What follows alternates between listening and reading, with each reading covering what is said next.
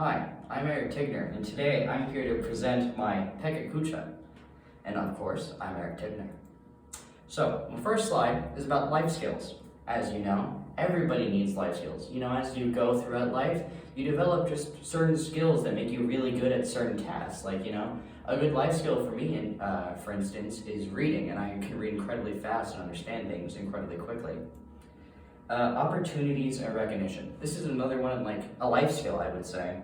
Just because if you can, look at an opportunity and then recognize that opportunity, you can stand and make a profit, just like an entrepreneur would. So, the correct mindset. When you have to look at those certain life opportunities, you have to go about it with the right mindset. You can't go into it thinking, oh, that's not going to be fun, that's not worth my time. Instead, you got to think, that is worth my time, that is worth doing. So, my next slide, customer development. This is another thing I think we learned in class that I thought was very important, just because, building relationships are just so important in any sort of business world. Because, you probably can do a lot by yourself, and if you have the correct mindset, you can. Without a customer and without a really nice customer support base, you're never going to get anywhere with said business, unless you're really lucky and it's online or something like that. So, the next is building a better model.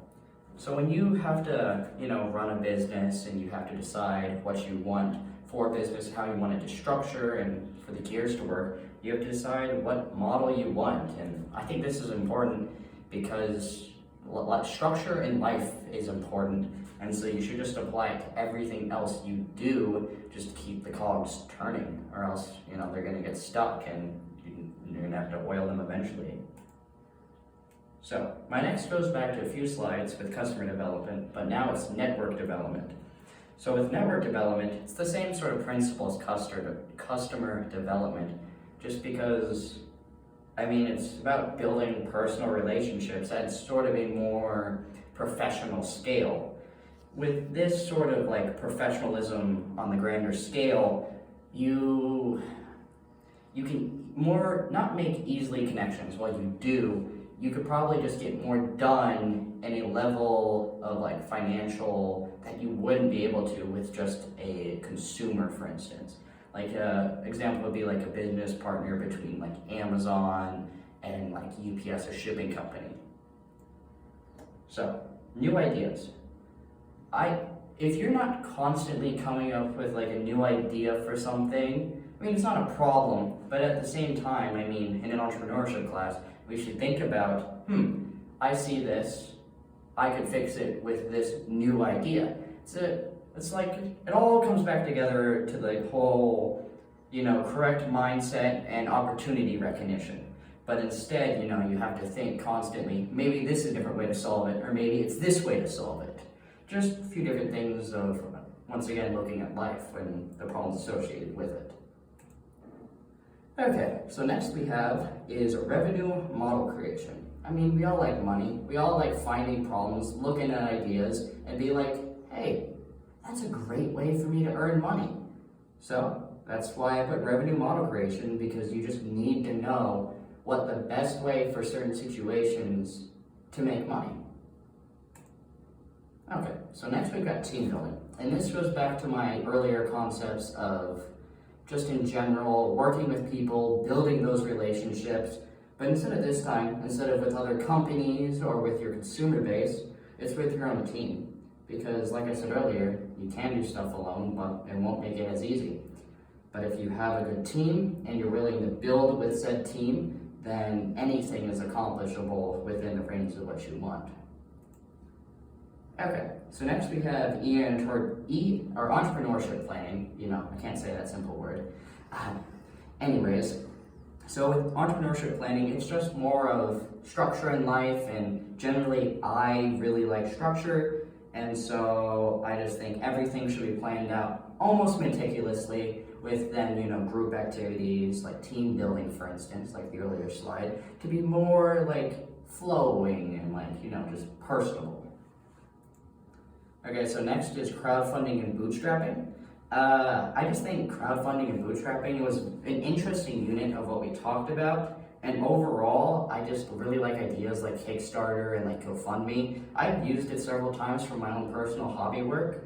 And I just think it's an excellent way to like actually gauge how many people like truly want your product. Okay, so next we're gonna move on from a whole bunch of things. We're gonna talk about failure anticipation. Like I said earlier, I like to plan, and one of the things I like to plan, just in case, plan B is failure anticipation. Because if you don't plan for a failure, then what happens when you just fall flat on your face, You have to always anticipate that things might. Okay, so next we have startup financing. And this goes back to the whole like crowdfunding, bootstrapping sort of thing. And I think it's just another like excellent way of making money at the beginning. Like if you're trying to do a startup and you can get people to finance you, then why not? It might not gauge the audience like crowdfunding Kickstarters do, but it could do something.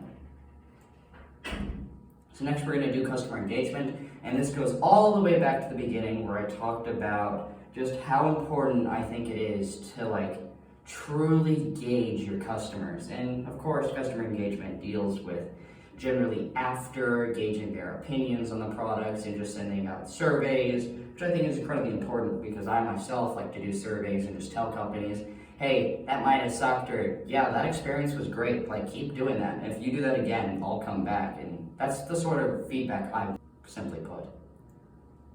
Okay, so next is something I very closely value that I'm glad we talked about in class, but it's work ethic.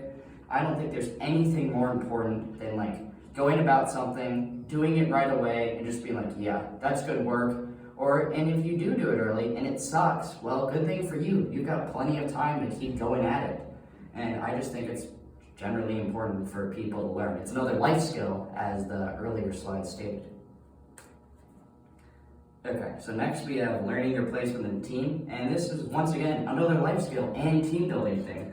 A lot of these things in my presentation just connect just because I think everything we learn in entrepreneurship is just so connected.